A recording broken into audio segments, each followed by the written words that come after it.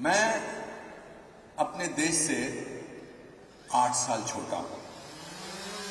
देश आज़ाद हुआ 1947 में, मैं पैदा हुआ 1955 में शिमला में।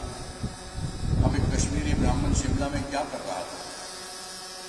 तो जो कहानी सदियों से चली आ रही है, उसी कहानी का नतीजा था कि मेरे माता पिता कश्मीर से 1953 में शिफ्ट हो गए। उसका कारण क्या था कि देश के विभाजन के बाद 1948 में पाकिस्तान से कुछ, अब उनको टेररिस्ट बोला जाता है, उन दिनों कबायली बोला जाता था, वो बारामुल्ला तक पहुंच गए। और मेरे माता पिता को, मेरे दादाजी को वो इलाका छोड़ के, जैसे कश्मीरी पंडित कहीं कहीं चले जाते थे, तो हम शिमला में चले गए। नया नया देश आज़ाद हुआ था। मेरे अंदर मैं और मेरा देश को मैं भाई कहूं, बहन कहूं, मां कहूं, हम साथ में बड़े हो रहे थे। मेरे ख्यालात आज़ादी के बाद नई नई आज़ादी से जुड़े हुए थे। मेरे ख्यालात देश को लेकर बहुत ही पवित्र, क्योंकि जिस स्कूल में गया वहां की प्रेयर थी, सारे जहां से अच्छा हिंदुस्तान हमारा। ऊपर से जहां मैं शिमला में रहता था, वहां वेस्टर्न कमांड का हेडक्वार्टर्स था, तो आर्मी वालों को देखता था, आर्मी वालों के साथ में बड़ा हुआ। और मेरे दादाजी पगड़ी पहना करते थे, जनेऊ पहना करते थे। जो रामदेव बाबा अब करते हैं, वो मेरे दादाजी तब करते थे। वो पेट घुमाते थे, सर के बल खड़े हो जाते थे, योगा के आचार्य थे, ऑनेस्ट थे, एक सिविल इंजीनियर थे। सिविल इंजीनियर के पास एक कॉन्ट्रैक्ट देने का एक पूरा दायित्व होता था, रिस्पॉन्सिबिलिटी होती थी। तो मैंने कहां से ऑनेस्टी, कहां से ईमानदारी, वो मैंने अपने दादाजी से सीखी। हमारे यहां एक बात थी कि शिमला में पहला हेलीपैड बन रहा था, और उस हेलीपैड को बनने के लिए सड़क का काम जिस कॉन्ट्रैक्टर को देना था, उस कॉन्ट्रैक्टर ने आके मेरे दादाजी को इन 1953, 54 या 55 वो कॉन्ट्रैक्ट लेने के लिए 30,000 रुपए की रिश्वत दी। अब आप अंदाजा लगा सकते हैं उस जमाने में, मिड 50s में 30,000 क्या होते हैं।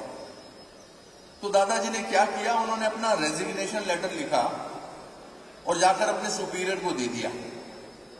तो उनके सुपीरियर ने कहा कि अमरनाथ जी, पंडित अमरनाथ जी, आप क्या कर रहे हैं, रेजिग्नेशन क्यों दे रहे हैं, रिश्वत मत लीजिए।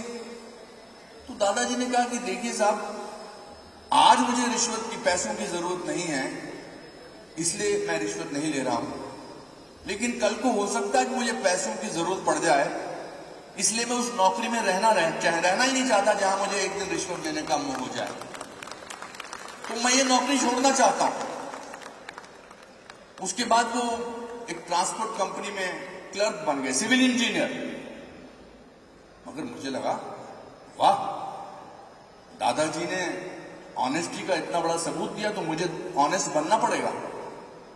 मुझे उसके 60 साल बाद कोलकाता में इन लोगों को दादाजी की कहानी सुनानी पड़ेगी, ताकि उनको पता तो लगे कि ये ऑनेस्टी, ईमानदारी का बीज कहां से बोया गया था, कहां से शुरू हुआ था। हम बहुत गरीब थे, और जितना ये स्टेज है, इसका आधा हिस्सा इतने कमरे में हम सब लोग रहते थे।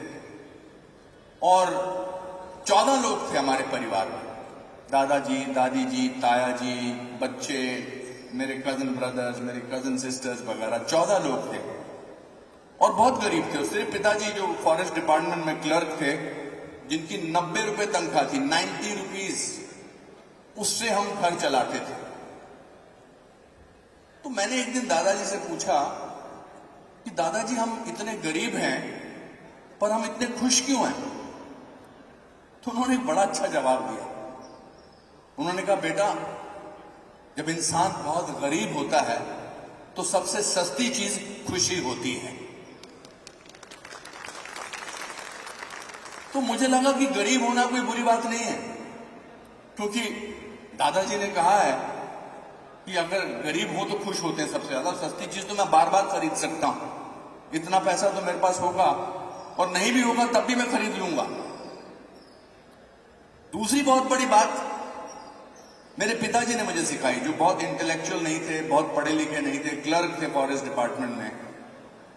एक दिन मैं अपना रिपोर्ट कार्ड लेकर उनके पास पहुंचा, और मैं पढ़ाई में बहुत अच्छा नहीं था, मेरे कभी जिंदगी में 38% से ज्यादा मार्क्स नहीं आए। तो मैंने उनको अपनी रिपोर्ट कार्ड दिखाई उनसे साइन करवाने के लिए। तो उन्होंने कहा कि तू क्लास में 59 आया है? मैंने कहा हाँ जी। तो मुझे लगा डांट पड़ेगी, बोले क्लास में टोटल स्टूडेंट कितने हैं? मैंने कहा 60। तो बड़ा थप्पड़ पड़ेगा, डांट पड़ेगी। लेकिन पिताजी थोड़ी देर सोचे और बोले कि बेटा, जो फर्स्ट आता है ना क्लास में, उसको हमेशा टेंशन होती है कि उसको फर्स्ट आना है। वो सेकंड भी आता है तो उसको लगता है उसका डिमोशन हो गया है। लेकिन जो 59 आता है वो 48 आ सकता है, 37 आ सकता है, 28 आ सकता है, 18 आ सकता है। एक काम करना, अगली बार 48 आ जाना। और एक चीज और याद रखना, failure is an event, never a person. Event fail होता है, इंसान फेल नहीं होता। अगर आज यहां लाइटें चली जाए या माइक की आवाज चली जाए तो हम थोड़ा फेल होंगे, इसके ऑर्गेनाइजर थोड़ा फेल होंगे, इवेंट फेल होगा।